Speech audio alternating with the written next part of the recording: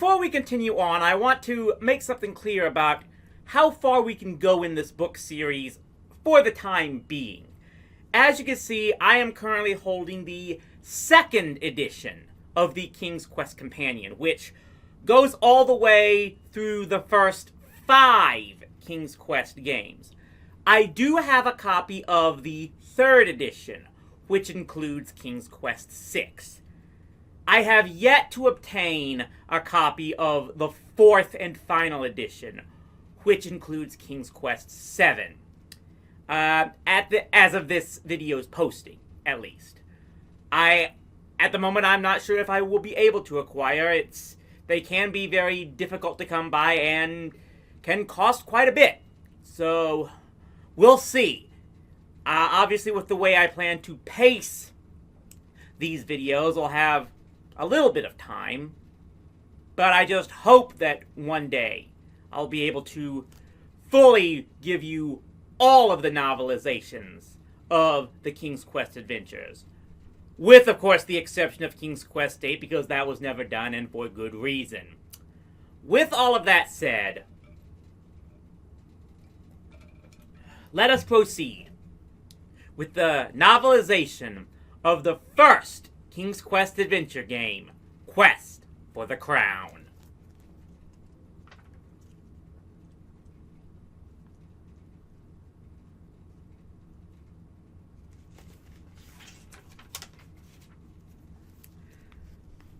We live in a time of change and contradiction.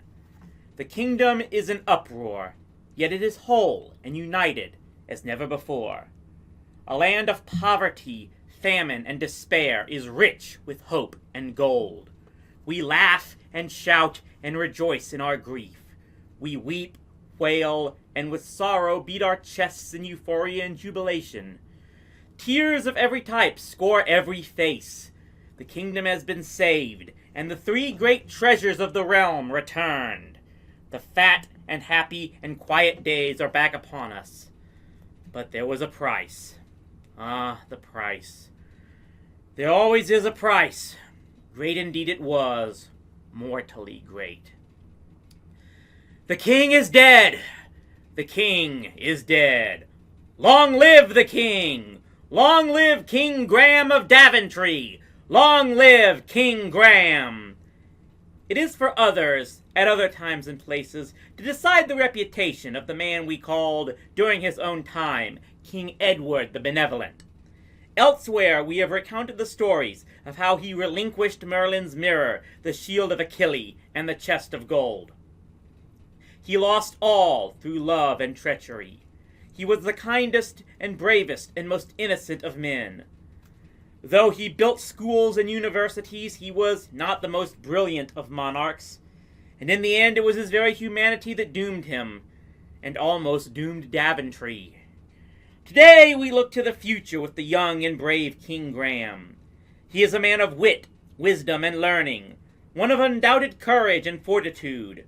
I pray that our future is as bright as our prospects. During this, the inaugural week of his reign, we have been directed by the king to set down on paper the events that brought him to the golden throne. It is a tale of daring and mystery that begins when Graham enters the very castle from where he now rules. Graham opened the castle doors and began following the familiar red-carpeted halls toward King Edward's throne room. He tried to keep the armies of depression from invading his mind, much as he had been trying to keep Daventry free from the invaders that had been shrinking its borders since the loss of the magic shield. Both tasks were nearly impossible. The famine had reduced the population again and again, and few remained in Daventry. Even if an army could be raised, no gold existed to pay it. The moat, with its flesh-eating beasts, and the thick metal-clad door were all that guarded Castle Daventry. The weakening spells of long-departed sorcerers, backed by the sword arms of fewer than 100 worn-out and battered knights, were the kingdom's final defenses. Whatever the old king wants, Graham thought, as he bowed respectively in front of his aged and weary monarch, it will probably be the last thing I ever do for him. It is unlikely either of us, much less the kingdom, can go on much longer. Edward struggled to give a pleased smile at Graham's bow. Always the proper and respectful one, aren't you? Here it comes, thought the young knight. He listened as the king's still energetic voice echoed quietly through the throne room. Like Graham's hopes, the room was empty save for some tapestries, sad reminders of brighter days. I am old, Graham. My end is near. Find the 3 treasures. I've searched for years without success. You are quick of wit, strong, clever, and are learned in all the subjects taught at the Royal University. Use that knowledge. Use your mental faculties as well as your knightly skills. You alone among my subjects can do it. There is no time. You are Daventry's last hope. Go. Yes, sire. This much I promise you, Sir Graham. If you succeed, the kingdom will be saved. In reward, you will inherit my throne, and become King of Daventry in my place. Thank you, sire. Now get out of here, Graham. As you leave, I shall lock this castle's doors. It shall be my last stand against this kingdom's enemies. Locked they shall remain against all, including you, Sir Graham. They will only open again when you bring me the 3 treasures. Our wishes go with you. We can give you no more. I have spoken. Graham knew an exit line when he heard one. As the castle doors boomed shut behind him, all he could was remark to himself, some days you eat yogurt, other days you step in it. He checked his boots, straightened his hat, made sure not to step into the deadly moat, and crossed the bridge into perplexity. Just west of the castle, Graham paused to consider his problem. He leaned against a large rock in the first clearing he came upon, a peaceful spot dotted with wildflowers and shaded by many trees. He was not a large man. His body length was just at 6 feet. His muscles were long and low. When forced to arms, Graham beat you with speed and skill, not muscle. He kept his dark brown, almost black really hair cut long to cover his ears. He had begun doing this during his first years in the palace school, on the theory that if the teacher couldn't see his ears, the teacher couldn't pull them. The theory didn't work, but the hair length stayed. Sir David of Bruce, a former classmate of his, once described Graham's features with clever but undue harshness as being forgettable the moment you saw him. The truth is, Graham is pleasant and strong-looking, in a vague sort of way. It was his quickness that set the future king apart from the rest of his humanity. Nimble and fast of both hand and foot, he was, and still is, even nimbler and faster between the ears. Graduating first in his class from the Royal University, Graham had specialized in knowing a lot about a lot of things. No one subject could capture him, and he had devoured all the lore and learning he could listen to and read. As he leaned against that rock, he scratched his belly and began to think. The only leads to the missing treasures the young knight had to go on were slim. 1. The dwarf who had taken the magic shield of Achilles had been seen disappearing into a hole in the ground. 2. The shape-changing witch who had stolen the chest of gold escaped on her broomstick into the clouds that clung to the peaks above Daventry, solid-seeming masses that looked like snow cornices, impossible outcroppings poised out from the mountains with no support. 3. The nameless sorcerer who had absconded with Merlin's mirror had said it would be kept in a safe place, guarded by some fearsome beast. There were no easy answers in this list, but that was all anyone knew about the mystery. To these facts, as lightweight as fiction, Graham had added some home-brewed observations. My daddy used to tell me, boy, if I had learned anything in my life, I have learned this. When in doubt, or in trouble, pick up anything that is not nailed down, and if it is, check for loose nails or boards. Check carefully into, under, above, below, and behind things. Read everything. You might learn something. Wear clean undergarments, brush after meals, and always remember, nothing is as it appears. With all this in mind, Graham took inventory of what he had. He discovered nothing. That meant he had to get some food, some gold or the like, with which to buy things, and a weapon. He leaned forward and harder, as he set his plans and sorted out his situation. The rock rolled. Graham stumbled a bit, but a little, and he recovered his balance, noticing that the rolling stone had revealed a hole. "Well, it's time to heed some of Daddy's advice," he said to the trees, and looking into the hole, there appeared to be a dagger.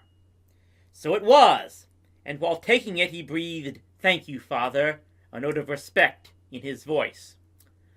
"I sure hope this is an omen." Food and treasure were next for Graham to obtain. Treasure, he realized, would not be particularly easy to come by, but food could be taken care of, quickly, in a vegetable garden that had been planted behind the castle. Graham headed north so as to arrive at the garden from behind the castle. Passing behind a large, lush oak tree, flushed with the confidence of one easy success, he decided to test his father's rule another time. There was nothing hidden in the hole at the tree's base, so Graham started climbing up, the songs of birds surrounding him, until he reached a fork in the oak's branches. Within that fork, a nest had been built. In it, a lone egg lay surrounded by the dry twigs and grass. Graham looked closer at the egg and almost fell out of the branches, so startled was he to find that the egg seemed made of gold. I guess it always pays to heed your father's advice," Graham told himself. As he climbed down from the tree, he had taken the egg, a treasure to match a weapon. He was still marveling as he turned east into the castle garden. Mostly carrots grew here in neat tended rows, but none was large enough for picking. Only on the garden's western edge did he find anything worth taking. "I'll harvest just one carrot," he decided, shaking his head in disappointment. "I'm sure I can get more food along the way." Leaving the walls of the castle behind, wondering if he would ever see them again, Graham wandered north, intending to skirt the small lake where he had played often as a child. Some call it the Lake of Maelys still, after King Edward's lost wife. It had been named that when Edward and Maelys married. It had been named that when Edward and Maelys married. They were often seen sitting in a small boat upon the lake late on summer afternoons. Shadow players against the setting sun, they were alone in their love for each other. The lake's name has lost favor since Maelys' death, and few ever float upon it or splash in its waters out of memories of happier days. Graham's mind was floating in the past when his reverie was broken by the sudden appearance of an elf playing in the sunbeams. It is in the interest of future understanding, it should be clearly noted here that many in Daventry don't hold much love for the little people, the short elves, dwarves, gnomes, and leprechauns. This was not always so, of course, for the little folk also withdrew or were forced to withdraw from the other world. They too are partly responsible for the very fabric of our world. It was, however, one of the little people who duped the king into parting with the shield of Achilles. A dwarf, it was claimed, but that word never came from Edward's lips. He said it was a small figure bearing a root known only to dwarves. With the subsequent death of the queen, the populace pointed the fingers of hate, fear, and anger at all of the small ones. Graham saw only someone who might offer him assistance in his quest. Feeling the dagger secure against his hip, he approached the gambodling elf and began to talk. "Hail, friend!" he exclaimed. "I quest to save Daventry and hope you might be able to help me." The elf stopped, stunned, surprised by Graham's sudden appearance. He listened as the knight explained his search for the treasures, tugged on his ear frantically as to hurry up his thoughts, and replied in a voice of pure melody. "Sir Graham, I know but little of the treasures, and I cannot much help you there. But there are some things I do know that might help you in your travels. Know then that there is much evil and danger now both on the ground and in the air. Ogres and trolls, wolves and dwarves, wizards and witches, all are about in the forest to the west. Take much care. Flee at first notice, or you are doomed. Giants and dragons patrol both above and below the earth. Weep for Daventry, the end is near. Know also that you, Sir Graham, are the first human folk to speak with me in years, and you have spoken without hate or anger. In return for that, I will give you something. Holding out a tiny hand, and the elf showed Graham a golden ring with an inset tiger's eye stone. This ring is magic. Wear it, and you will become invisible for it in a time of danger. There is a catch. It works but once and for only a short time. Use it wisely, just as you have acted wisely in speaking with me. Only through wisdom and courage might you succeed in your quest. In a blink, the elf was gone. Graham was so busy examining the ring that he noticed not if the elf disappeared or ran. He never had the chance to thank him for either the ring or the advice. Caution was a virtue Graham had cultivated since his father had first explained to him about things not always being as they appeared. He was neither a rushing fool nor a timid one. He believed that his head, for instance, better served his king and himself while firmly attached to his neck. He would give it in battle if he must, but he refused to offer it around like the dark warm top to a fresh bread of loaf. The elf's words made the kind of survival sense that Graham appreciated. With more care in his step, he continued his journey northward. Maybe it was his lucky day, although no four-leaf clovers had crossed his path, and the shadows were beginning to assert an argument for dusk. There, filling his path, was an empty bowl, appearing as unlikely to the eyes as his chances for success in his mission, and appeared unlikely to his judgment. Curiously, he picked it up and examined it. A word was inscribed inside the red and yellow ceramic container. Fill. The bowl appeared to be large enough to hold a dozen or so apples, or enough stew to feed a family. It wasn't nailed down, so he took it. It would be a perfect wash basin in the morning, provided he could find a safe enough place to spend the night. Graham didn't have to wander much farther north before he found a camping spot. Just beyond the clearing where he found the bowl was the River Fools. It screamed around a bend as it tore through the earth, much like it would tear apart anyone who attempted to wade or swim in it. It is said that only a fool would enter the river's waters, which is true, but it actually got its name from a time long past when a group of thrill-seekers tried to ride its waters. They inflated a number of pig bladders and connected them inside a piece of canvas.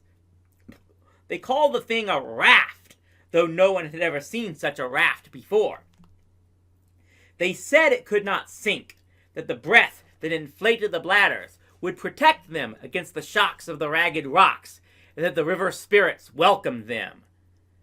They were dead wrong. If the spirits did welcome them, perhaps it was as a sacrifice that day, or as a warning against trespass. Neither bodies, bones, nor bladders were seen again. Since then, all know it as the River Fools. To this day, all that stop by the river carry away pebbles to appease the river spirits. As with each stone taken, the river would have more room to grow. Graham picked his pebbles from the small beach, and then chose a dry, high place above the river. Laying his head on his pack, he was asleep in his moments. Dawn broke a ruddy orange color. It awoke Graham to the fact that all he had to eat was one carrot, and a carrot was not his idea of breakfast. He decided to save it for emergency, and putting his appetite away with the carrot, he continued his journey northward. He was quite aware that he had made no apparent progress since leaving King Edward, and that his prospects did not match the bright dawn. He followed the River Fools but a little way before he realized that further progress in that direction was barred by the very river he had appeased the previous night. Worse, a very large mushroom grew just on the other side. Almost close enough to smell, it was forever out of reach. He avoided the obvious comparison to his quest. With the river to both the north and east of him, Graham was faced with returning the way he had come or venturing west. West was the direction the elf had warned him against. Rubbing the magic ring for good luck and taking a deep breath for courage, Graham headed west into the direction unknown. Distracted at the time, Graham had neglected to ask the elf just how the magic ring worked. He knew now.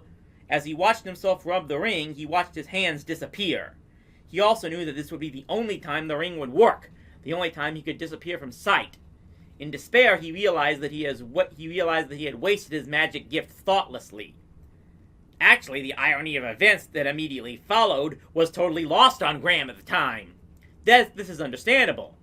No sooner had his mistake struck him than something else almost did. Suddenly faced with an ogre, several 100 pounds of human-eating appetite, all claws and fangs, charging and slavering directly at you, you don't usually stop and chuckle, wryly noticing that the ogre can't see an invisible person. Usually, you run. Usually, you lose. Ogres are over 7 feet tall and run faster than people. You run anyway, if only to get away from the stench. Graham turned and dashed south. Risking a quick look from behind and still forgetting he was invisible, Graham almost collided with something short, massive, and ugly. It also seemed to have an ugly temper. 2 hours gone in the day and haven't found anybody to rob! 2 hours and no treasure! The wife will kill me! Or worse! The sudden look was enough to tell the knight he had now almost crashed into a desperado, a dwarf by its looks, one out hunting for trouble. Continued flight seemed to be in order. Maybe the pursuing ogre would see the dwarf and forget about Graham. It sounded good in theory. Only marginally curious as to why he hadn't been immediately jumped by the surly bandit, Graham burst back into a run, dodging boulders, and heading south as fast as he could. His hope for escape lay in getting a quick big lead and surviving on endurance.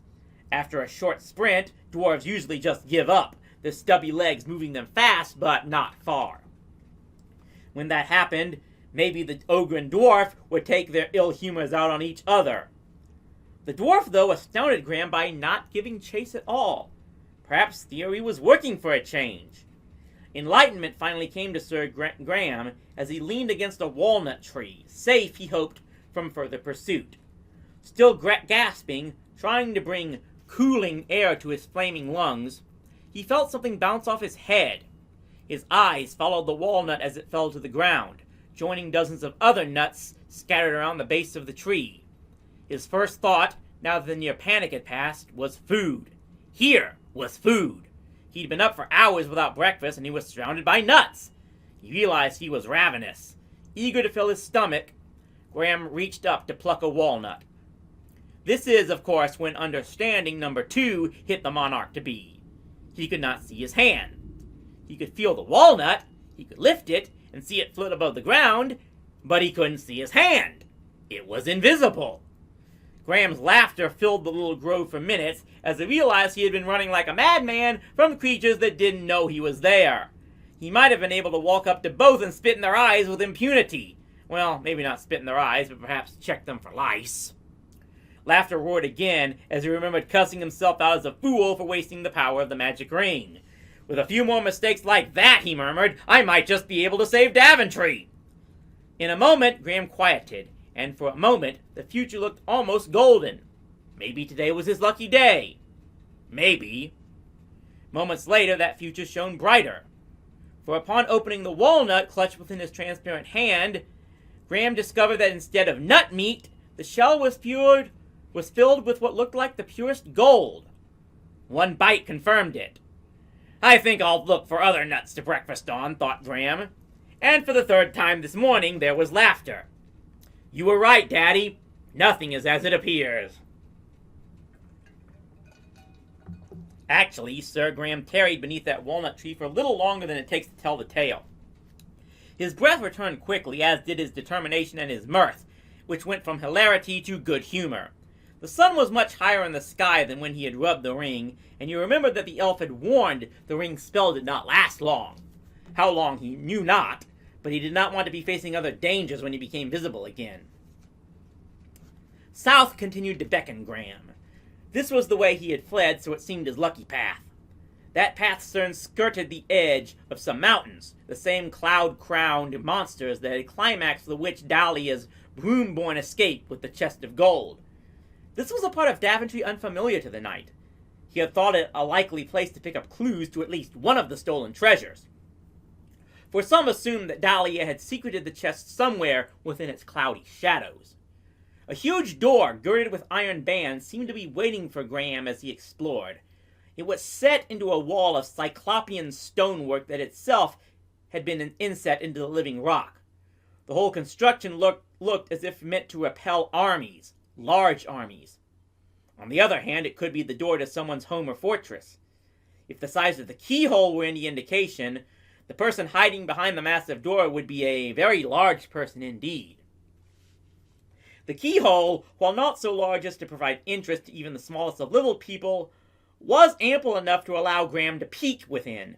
The scant light revealed what appeared to be a set of proportionately huge stairs that appeared to wind up into darkness. Without surprise, Graham confirmed that the door was locked as tight as it seemed, and no matter what he tried, he was unable to force it open. Graham thought back on the words of the friendly elf who had cautioned him to be wary of giants and dragons, creatures who now roamed both above and below the earth. He suspected the stairs beyond led to one of the two, and that creature might someday be a stop along his quest. Stymied for the moment, the knight vowed to return and journey up the mountain. Graham also noticed an inviting mountain lake, like emerald sparkles on the horizon, luring him from the west. He hadn't bathed in days. A short swim was the one temptation to which he could succumb. It would both clean and refresh him, he rationalized. Anyway, as he was still in strange surroundings, one direction seemed almost as promising as another. Fortune, however, continued south while Graham walked west because as soon as he had entered the chill, fresh water, the magic ring slipped off Graham's finger.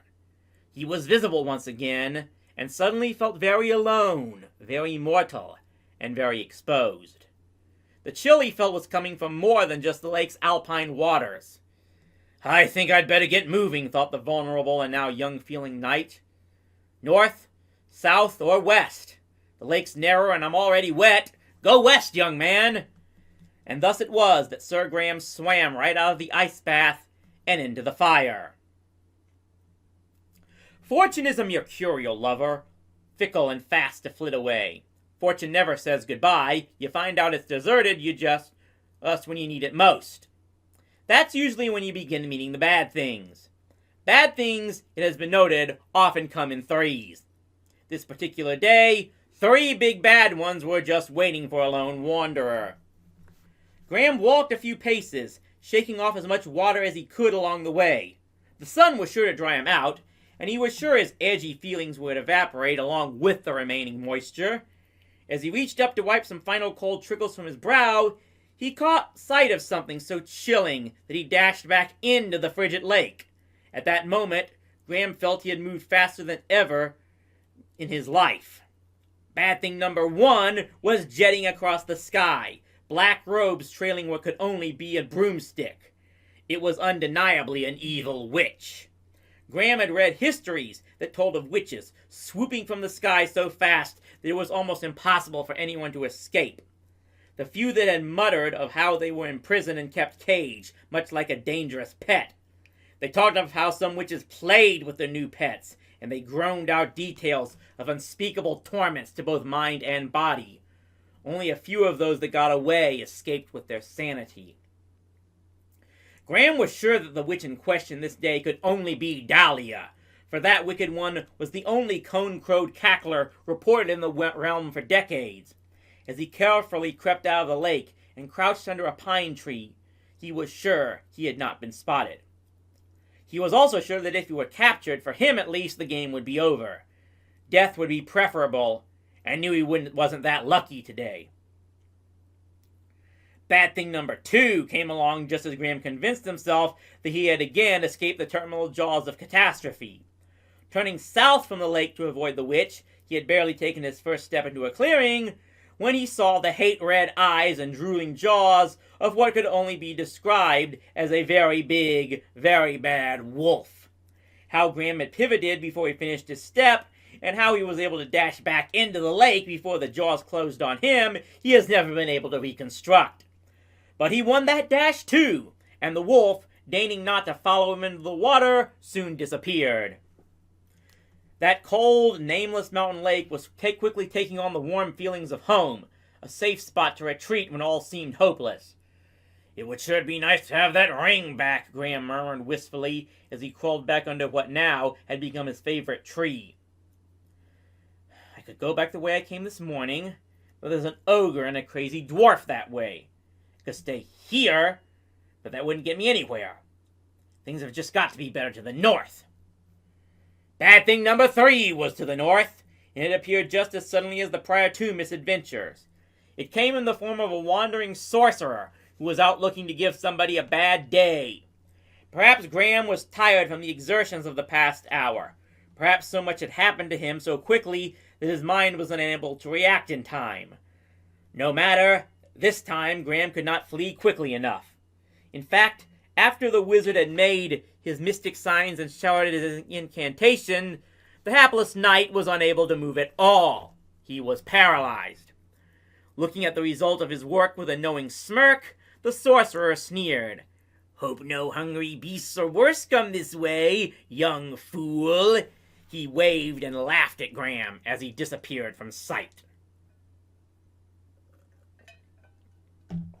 Graham was still dazed when the spell finally wore off.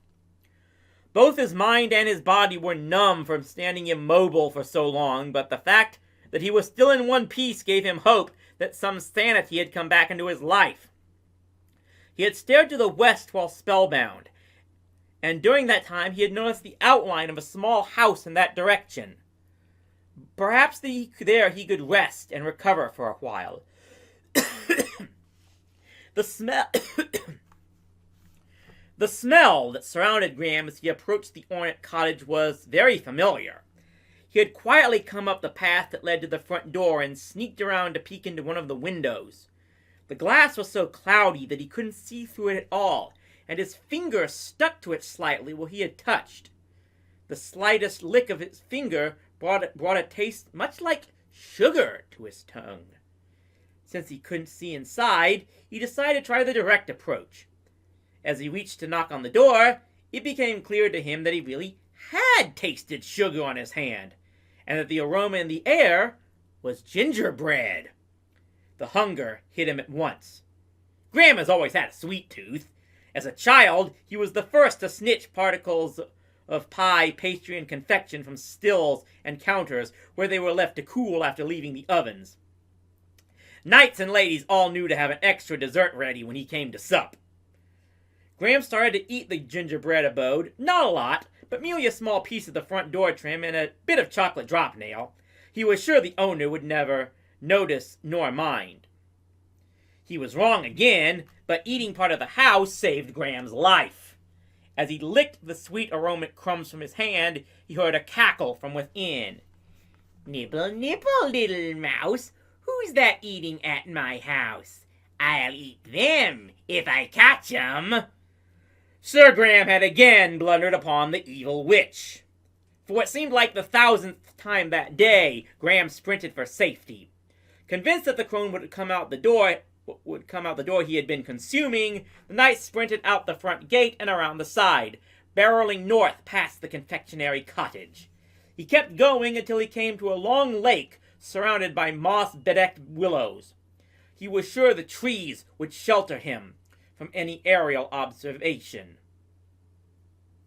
Sometimes the only way to keep moving is to stop. Take a few moments to watch the sun play with water and the breeze caress the trees.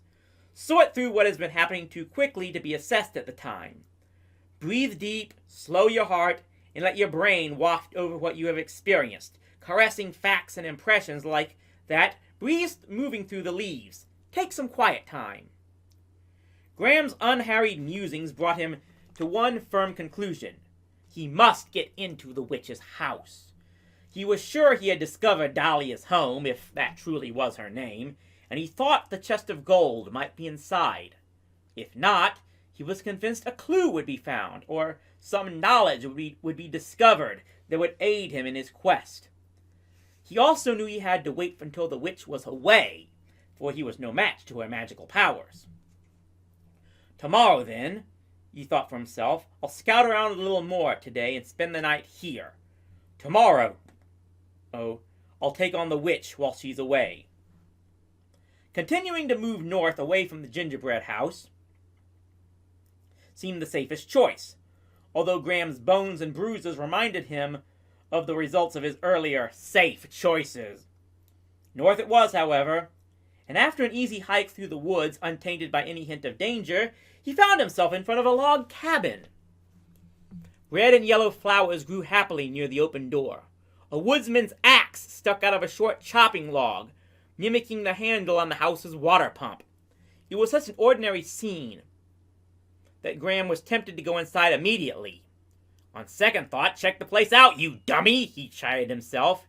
He had been both safe and sorry already that day, and he much preferred being safe. A window on the side of the house seemed like a likely avenue for snooping. Looking inside, Graham saw two sorry-looking, hungry people. They appeared to be a woodcutter and his wife, and they were so emaciated that it looked like as though they couldn't do much damage to anyone. He remembered his father's advice about things not being what they seem, patted his dagger, walked around to the front, and entered the cabin. The years of famine and poverty that had attacked Daventry were quite apparent throughout the one-room hovel. The furniture was sparse and shabby, rotting where it barely stood. Holes in the floor made it a dangerous place to walk, and Graham reminded himself to watch his step. The only glimmer of beauty was a fiddle tucked into a corner. As a knight of the realm, Graham was a man of privilege. Though not unaffected by the calamities of the hard years, he could still eat daily and sleep secure in his bed. The sight in front of him threatened to bring tears.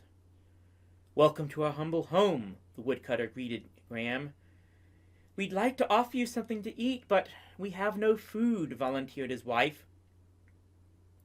For Graham, the emotion of the scene demanded he do something. Again, his father's advice echoed in his thoughts. "It's worth a try," he said, as he took the ceramic bowl out of his pack.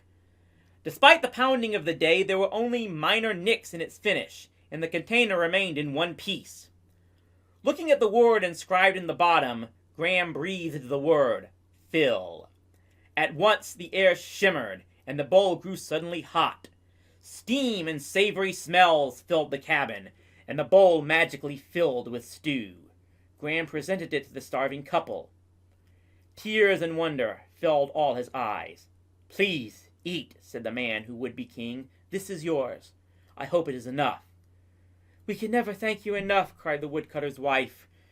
"Please take my fiddle. It is our last possession, but it is now yours. Please take it in payment for your kindness." Graham knew he would insult the two if he didn't do as they asked. Gingerly he stepped around the floor's holes and retrieved the precious instrument. The finish was still good, and the polished cherry wood grew warm and friendly in his hands.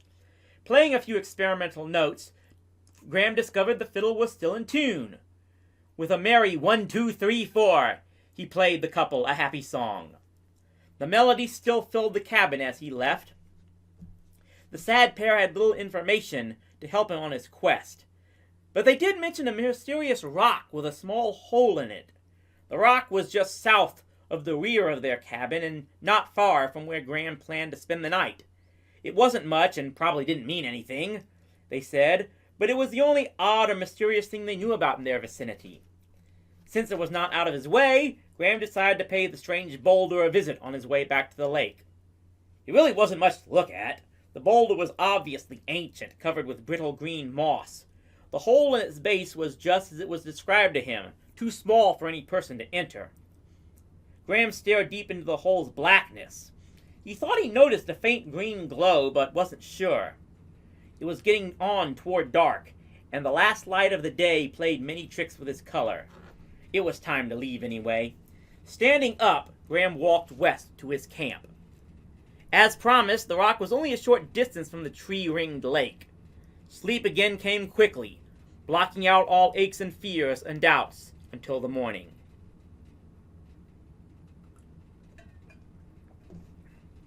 The second dawn of Graham's quest was overcast. It was the kind of sky that seemed unsure of itself, one that could just as easily turn gray and stormy as it could blue and warm. There seemed to be an omen to the night. He had resolved to enter, if he could, the witch's house this morning. Like the weather, his prospects could not be predicted.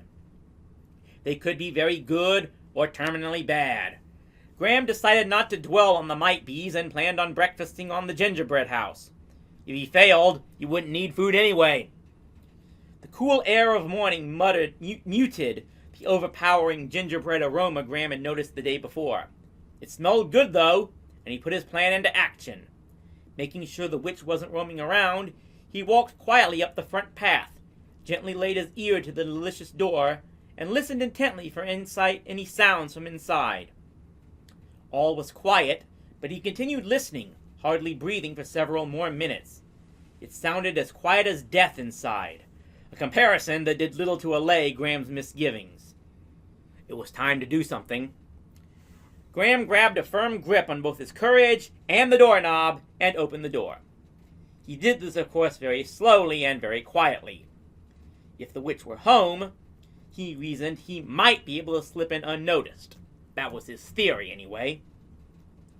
Sneaking inside, Graham could see or hear no one. The room he had entered was furnished with just a table and a pair of hard wooden chairs.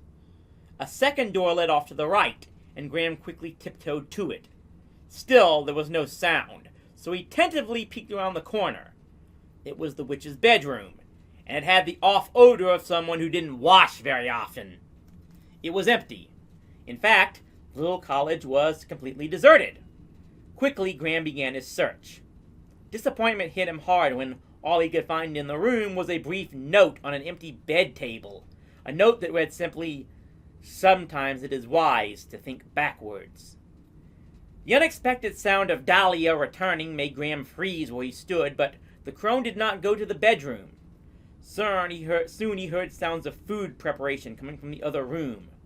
The witch talking to herself aloud about cooking up something good and human to eat.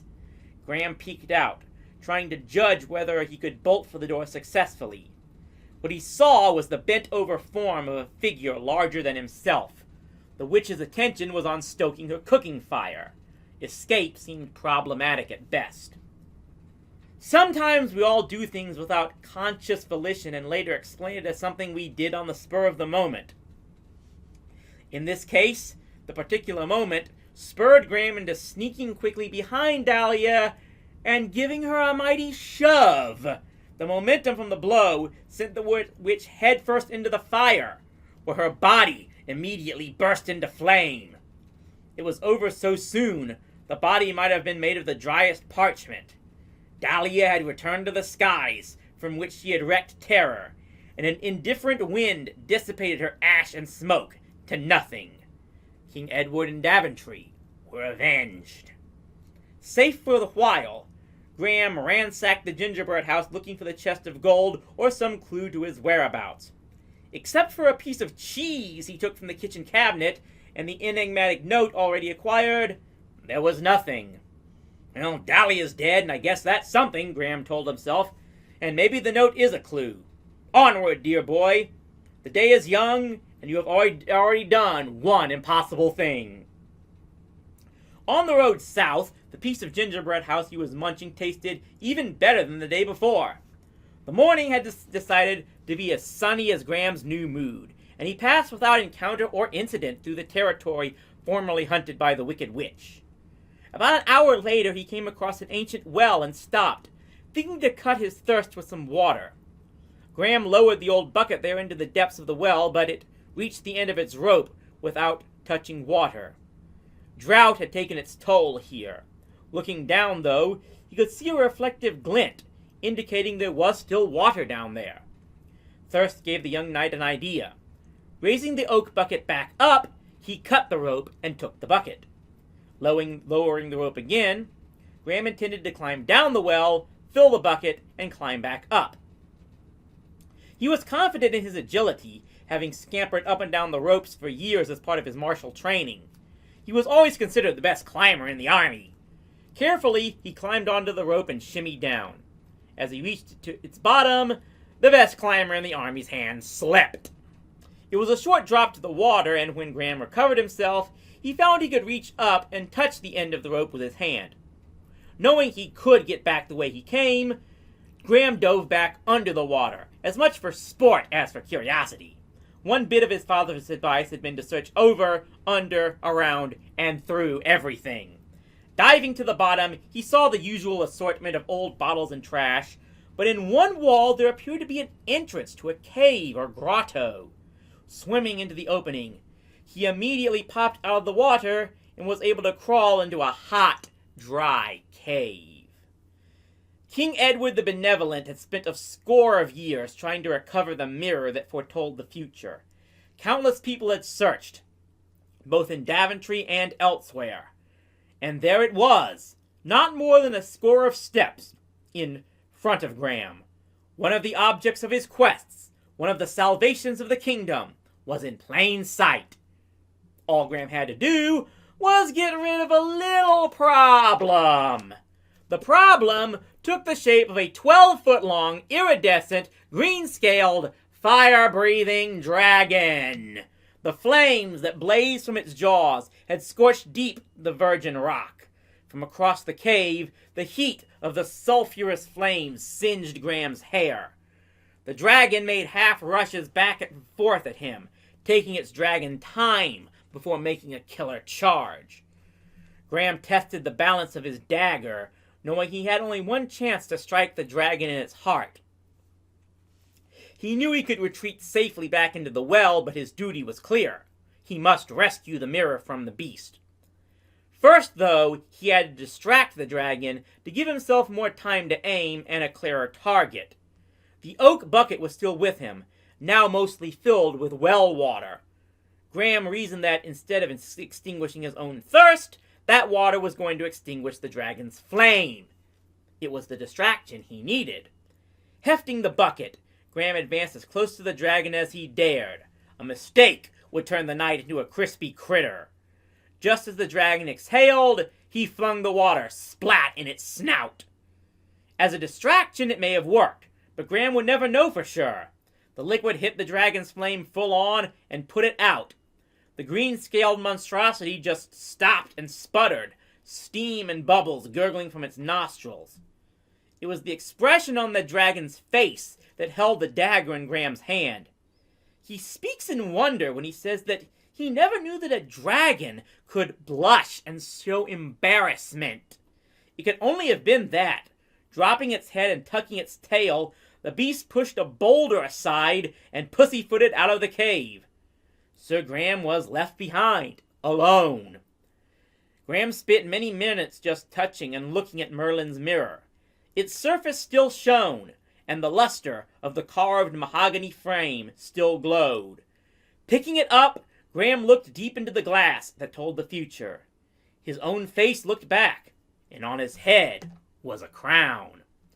"I hope this mirror doesn't make mistakes," he prayed.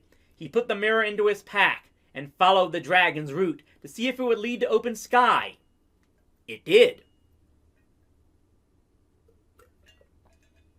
It was a jubilant and confident Sir Graham of Daventry who walked out of the underworld as if reborn.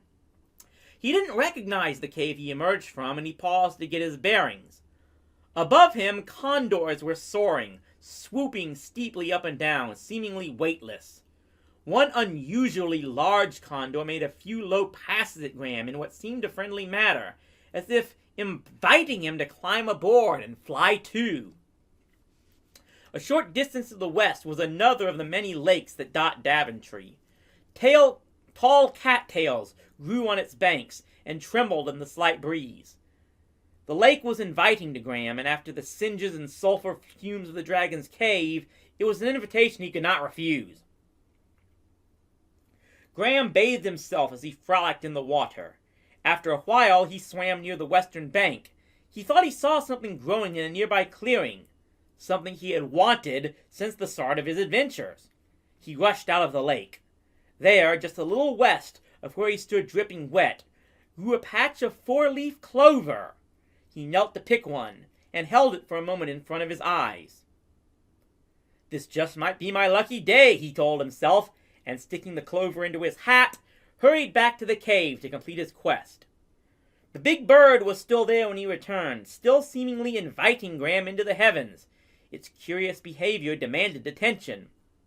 Why not, he thought. If the bird could carry my weight, I could see a lot from the sky, and I could figure out just where I am. The knight began jumping up and down, trying to attract the bird's attention. Banking quickly, the condor swept low and plucked Graham into its claws. Rising into the clouds, the powerful bird easily carried Graham aloft, first in a tight and dizzy circle, and then in a wider, freer arc, swooping east on great winged strokes. The flight went quickly, though not smoothly enough for Graham's stomach. His nausea was soon forgotten, however, when the condor, perhaps tired or perhaps having served its own unfathomable purpose, just let go of the knight and swooped away, screeching as if in triumph. Graham was too busy falling to notice the bird's departure. He hit hard and rolled with the impact. After a series of bumps and tumbles, he rolled to a dusty conclusion and finally arose with a thumping head to keep his clutching belly company. The scrapes and bruises would have to be ignored. A rapid survey revealed that he had been dropped onto an island in the River Fools, within the sight of the bank where he had camped 2 nights before. The fat speckled mushroom still grew not far from the river, large and alone. It looked like no poison fungus Graham had ever studied, so he picked it. It could be food, or it could be useful. What appeared to be the spires and turrets of Castle Daventry were outlined faintly in the distance, unreachable across the river. A large hole in the ground was his only companion, and a glance down into it revealed a faint green glow coming from not far below. Graham attempted to climb down, but the hole's sides were too steep. They crumbled at once, and he fell, leaving him at the bottom of the hole with another aching bruise. There seemed to be no way back up. So Sir Graham pressed on, following the faint green glow further into the gloom. The hole had turned out to be a fairly extensive cave, and with the glow providing enough illumination by which to grope along. Scraping and scratching sounds grew louder, and as Graham padded deeper into the cave, rats, most likely. He was wrong. It was one rat, a giant one, easily his own size, that guarded a door at one end of the cave, making soothing, nice ratty sounds. Graham crept as close to the rat as he dared. Reaching into his pack, he pulled out the piece of Swiss cheese he had taken from the witch's house. Gently, he gave the cheese to the rat. The giant rodent practically bit Graham's fingers in his greedy grab for the morsel and dashed away with his prize, seeming to disappear into the rocky walls. That wasn't too hard, was it? He congratulated himself. Now let's see what's behind that door. There was no answer to Graham's loud rapping on the door that the rat had guarded. It creaked inward, slowly, as he opened it. Waiting for him inside, however, were 2 more guardians, leprechauns to be sure. With their green clothing from tip to top, clover in their lapels, and silver-buckled shoes, there was no mistaking these little people. There were few outside visitors to the hall of the Leprechaun King, so the guards were idle, humming a tune, a jig, Graham recalls, when the knight entered the antechamber. At first they were startled by the surprised visitor, but seeing the 4-leaf clover nestled in his hat, they respectfully stood aside to let him pass, and went back to their humming. "Top of the day to you, little folk," Graham greeted the guards. He was hoping to get some information as to where he was and how he could get back to Daventry. They were too involved in their music-making, though, and paid no heed to his queries. Graham decided to join in. Perhaps they would be more talkative after a song. The cherry wood fiddle had survived Graham's series of bruising misadventures. Leprechauns are musical people, and as Graham's first notes began dancing in the air, a look of ecstasy burst upon the guards' features. They began a frenzied dance, leaping and twirling, abandoning everything to the music. Graham followed as they danced themselves right out of the chamber and into the adjoining throne room. There the rest of the Emerald Court joined in the delirium. Lost in the abandon of the moment, they all danced off, abandoning their monarch. Graham put down the fiddle as the Leprechaun King followed after his merry subjects, leaving behind Sir Graham, his royal scepter, and what appeared to be a shield. Graham took the scepter and moved to the other side of the stone throne to take a careful look at the shield. It had been manufactured out of titanium. Emeralds ringed its edge. As he picked it up, a surge of invincibility rushed through Graham. It was the shield of Achilles. He had found the second of his 3 great treasures. A flight of stairs led out of the throne room, which still vibrated from the dancing bodies of the little people. Graham had no choice but to follow their path. The stairs climbed upward a short way and ended abruptly at a wall of rock. No door was there to aid his exit, just a hole too small for Graham to squeeze through. He could see the outside world on the other side. Graham sat a moment to think through his problem. He could feel the slight draft of air that entered through the hole. It smelled of green, living things, of sunlight and open spaces. Sitting there, Graham was also aware of the fresh smell of the mushroom he had picked before he had fallen underground. It too smelled fresh and wholesome. It made him hungry. He took a tentative bite of the mushroom, almost positive it wasn't poison, but giving it a taste to be sure. A wave of strangeness overwhelmed him with that first bite, and the world rushed past his eyes in a blur. As his vision cleared, he saw a large doorway in front of him, leading outside. Graham rushed through, and a second wave of strangeness followed the first. When he had recovered, Graham recognized where he stood. He was next to the old moss-laden rock, the one with the small hole not far from the woodcutter's cabin. Apparently, eating the mushroom had made him shrink, making the tiny hole a huge doorway. For the second time, he had escaped from beneath the earth. Again, he had come back with one of the objects of his quest, this time with the shield of invincibility. Graham felt ready for anything. Now began the final part of Graham's quest for the throne. First, he visited the woodcutter and his wife to see if all was well, and then he continued north at a leisurely pace until he came to a large lake. He followed it, skirting its shore, sometimes swimming, always moving to the west. In the stump of a tree near a rotting log, he discovered an old leather pouch filled with diamonds. He took the jewels, found a soft piece of ground, and slept his last night as a knight. In the morning, his wanderings took Graham south, past another of the countless lakes that helped make Daventry the fair land that it is, through a fertile field of wildflowers, fresh with their springtime smells, and on through tall trees. Here the countryside opened up again, and Graham passed the cave that led into the dragon's lair. He waited there a bit, scanning the skies for the friendly bird, but it never appeared. He would have liked to have thanked it, caring not if it understood the speech of humans. Graham's path soon filled with the unmistakable smell of live goat. The goat in question was caged in a pen large enough to hold a herd. Graham leaned for a while on the gate, smiling at the noisy creature's antics. The scene was so normal that he almost forgot, for the moment, his quest and the troubles that threatened the kingdom. Almost. Just a little to the west of the goat pen lay another pretty meadow filled with wildflowers. While Graham paused to sniff and gaze a while, the air around him began to glow, a light floating within it. It soon materialized into an attractive woman who spoke as follows to Graham. "Gentle Sir Graham, I am your fairy godmother. Your quest is indeed noble. My small part to help you can be no bigger than this magic spell, protective but for a little while. I will be watching over you, Sir Graham." Fairy dust filled the air, and Graham was alone again. A moment of quiet seemed to own the universe. "Thanks a lot, Grandma," Graham thought aloud and punctuated it with a sneeze. "I accept your gift with gratitude, but I sure wish you'd come around earlier."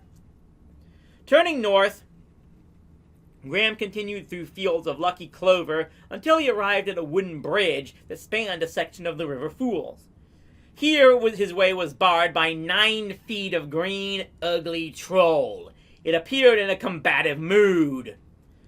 "Listen, buddy, this here's a troll bridge, understand? Pay me a treasure or you'll never cross alive!" The troll looked perfectly able to back up his threat, so Graham, unwilling to part with any of his hard-won treasure, decided to find another way to the small island on the other side of the bridge. In the next hour, Graham found 2 more bridges, but no matter which one he tried to cross, the troll was always blocking his way. It was time to teach this troll a lesson. As he hiked back to the goat pen where he had lingered earlier, Graham grinned in anticipation of the prank he was soon to play. Opening the gate, he walked up to the goat and tried not to breathe through his nose. It worked in theory, but the goat's stench was so strong he could now taste it. But it was just something he would have to put up for a while. Graham got out the carrot he had never eaten. He knew goats love carrots and that they'll follow you anywhere if they know you have one, just to get a nibble. He showed it to the goat, being careful not to let it get a bite. "That's a nice goat, you rancid old beast. Nice goat. Come along with Graham. I have a juicy carrot for you." Graham really didn't have to coax the goat out of the pen. It wasn't listening. It just wanted the carrot. And it was in this manner, holding out the carrot as bait, that Graham brought him to meet a troll. It is a well-known fact that goats hate trolls even more than they love carrots. Graham merely stepped aside when the threatening troll tried to exact his toll. Surprise! Old Billy didn't need no coaxing. Sorry about that.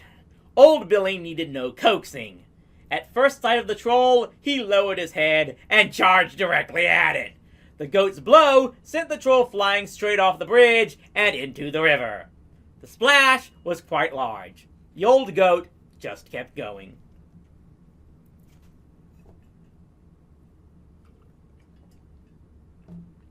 It was the sight of a crude lean-to that had lured Graham to go through all of that effort of crossing the bridge and exploring the small island. When he got closer, he realized that it was the residence of an old gnome. "Hail, good sir! My name is Graham, and I'm looking for some help." The gnome stared at Graham for a few seconds. "I'll make you a deal, kid. I know about your quest, and I can help you." Graham's heart leaped in anticipation, and he listened closely. "I've got something you must have to finish your tasks. I'll even give it to you. But first, you must tell me one simple thing. What is my name? I'll even give you 3 guesses." There are perhaps a handful of people in Daventry who might know the answer. Graham is one. He had studied our world's histories while at the university, and knew that the gnome he was confronting could be none other than the one and only Rumpelstiltskin. "You're dumber than you look," snorted the old gnome. "What backwards part of the realm are you from anyway?" "Wrong! Want to try again?" Graham cannot understand how he could be mistaken. Unless, of course, the answer is not what it seems, he realized, or the gnome's reply isn't either. The solution flashed in his brain like an old witch in a cooking fire. The gnome had accused him of being from a backward part of the realm. Therefore, the name must be Rumpelstiltskin, spelled backwards. Nixtiltzeltmer! What kind of a backwards answer is that, you alphabetical imbecile? Wrong again! Wanna bet you don't get it right the 3rd time? Graham was stymied. If he couldn't solve the riddle, all would be lost. His wit had failed him. His brain burned in confusion. He kept thinking back to backwards. The gnome at delivery used that word twice now. Graham knew the name really was Rumpelstiltskin, but twisted backwards somehow. He even remembered the note he had found in the gingerbread house. Sometimes it is wise to think backwards. Backwards? An alphabetical imbecile? Maybe a backwards alphabet was the answer. Change A to Z, B to Y, C to X. If that were the solution, the answer was... King Graham has confessed to me that he really wasn't sure about his final answer. He does agree, however, that when all other possible solutions have been discarded, whatever remains, however improbable, must be correct. Ifinkov grog perm. The gnome looked at him, for a moment with what might have been affection. If it were, it passed in a blink. "Not bad! Here are some magic beans for a reward." With that, the old gnome was gone again. The beans lay on the ground where he had stood. Magic beans need to be planted if they are going to do any good. Graham suspected a nice fertile flower patch might be a good place. And there was such a patch just past the troll bridge to the east. Picking up the small dried beans, he set off to finish his quest. More massive than any tree, the beanstalk disappeared into the clouds, its thick foliage offering precarious footholds. The magic beans had sprouted as soon as Graham planted them in the flower bed, and when the growth had stopped, it had become obvious what he had to do. Upward he climbed, making his progress into the sky. Grasping and clawing around the twisted stalk, Graham lost count of the times he almost fell, but nothing, not even the cloud-slicked leaves, was going to stop him from saving Daventry. At last, his head poked above the clouds, and he was able to step off the stalk. Looking around, Graham saw low clouds everywhere, like the heaviest of fogs. They obscured the ground, making it almost impossible to see where to place his feet. He had to be very careful, lest he step off into nothingness. Graham's direction, however, was clear. With patience, he moved due east, where, after a few hundred yards, the clouds broke enough to show him the floor of a forest.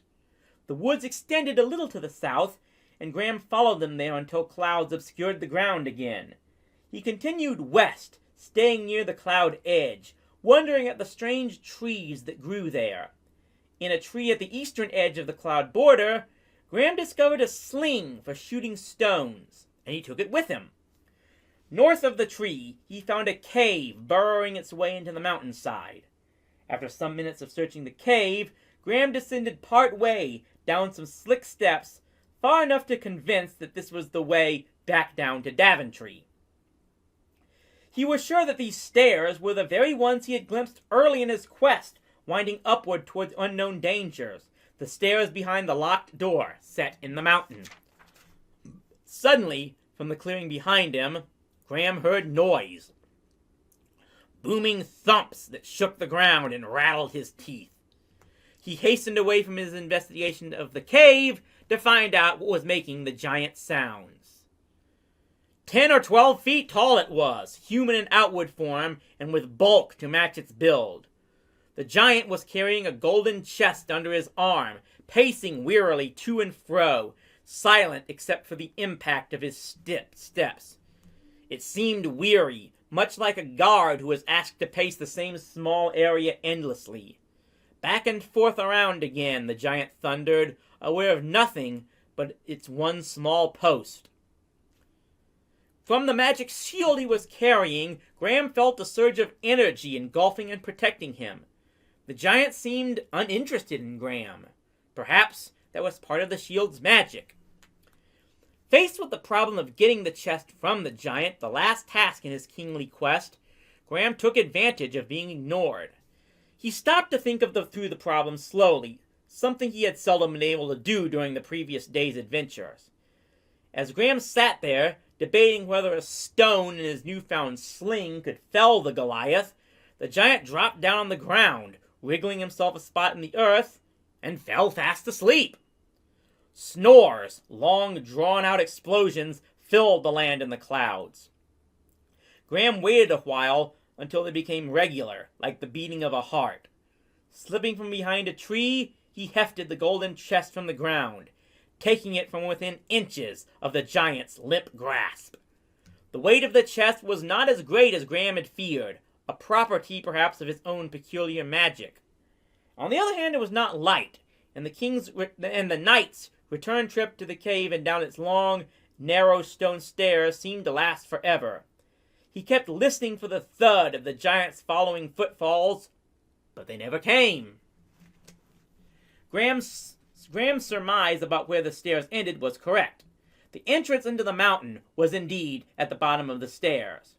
He was surprised, however, that the door was open, but lost no time pondering his good fortune. Closing the heavy door behind him, Sir Graham headed quickly and in singular triumph back to the halls of King Edward.